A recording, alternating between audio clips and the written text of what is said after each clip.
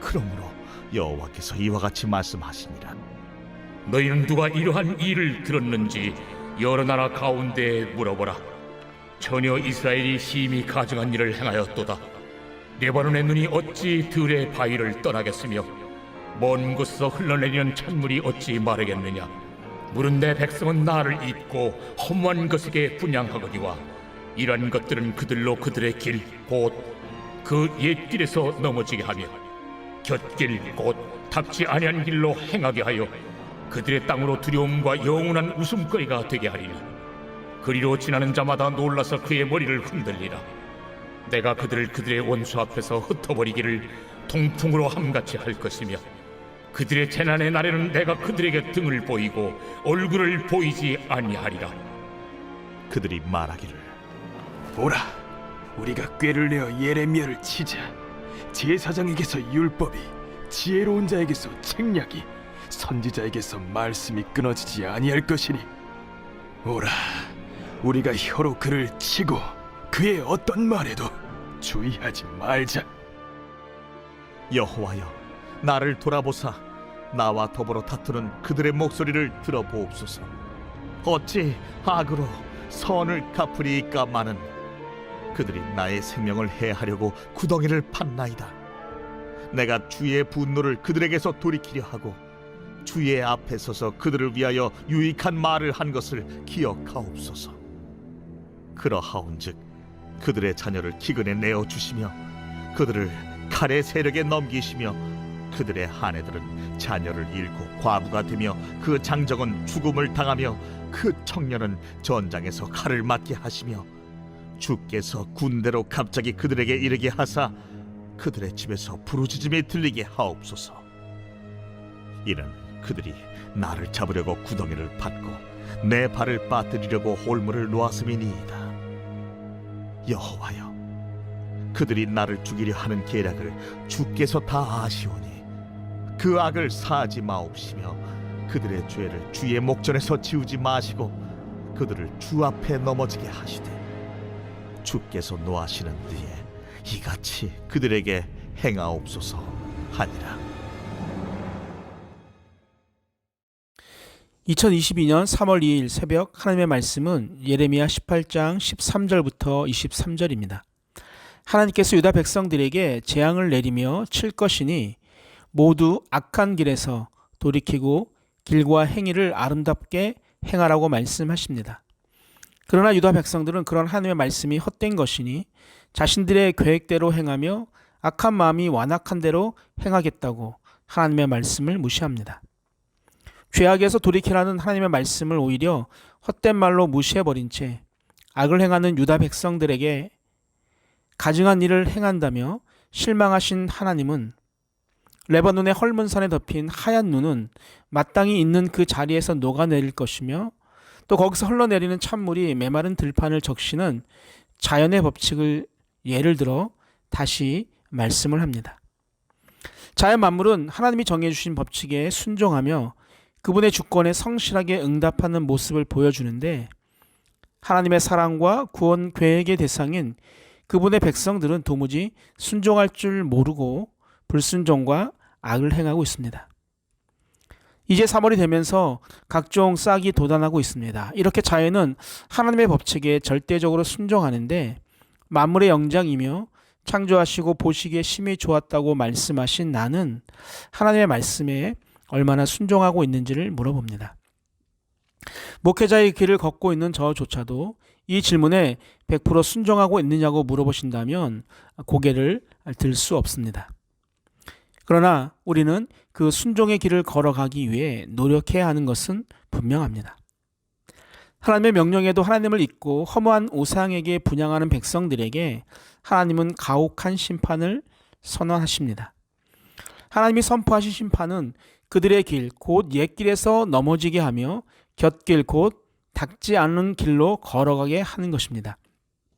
옛 길은 하나님의 말씀에 순종하며 걸었던 평안과 축복의 길을 말합니다. 그리고 곁길은 재앙과 멸망으로 향하는 길을 말합니다. 결국 축복의 길이 아닌 재앙과 멸망의 길로 가게 된다는 것입니다. 두 번째 심판의 결과는 지나가는 사람들이 놀라서 머리를 흔들 정도로 두려움과 영원한 웃음거리가 되게 하시는 것입니다. 두려움이란 황폐와 공포란 의미를 가지고 있습니다.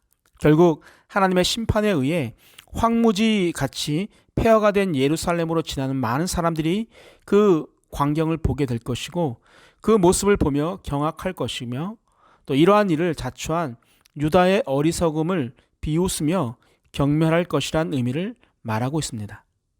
마지막으로 유다 백성들을 원수 앞에서 동풍으로 함같이 흩어버리시고 그런 재난의 날에 하나님께서 등을 돌리고 얼굴을 보이지 않겠다라고 말씀하십니다. 동풍은 팔레스타인 동쪽 아라비아 사막에서 불어오는 뜨겁고 건조한 열풍을 말합니다. 동쪽 바벨론의 침략을 비유하고 있습니다. 동풍이 푸르른 채소와 풀들을 말라 죽게 하는 것처럼 바벨론은 유다의 죽음의 공포를 몰고 올 것과 또 포로로 유다 백성을 끌고 가고 그들을 사방으로 흩어버릴 것을 비유적으로 말씀하는 것입니다. 하나님의 말씀에 순종하지 않고 하나님으로부터 외면을 당할 때 나타날 고난과 재앙은 우리가 생각하는 것보다 훨씬 더 충격적이라는 것을 알아야 합니다. 그리고 하나님이 우리를 외면하시면 누구도 우리를 도와줄 수 없다는 것도 잊지 말아야 합니다.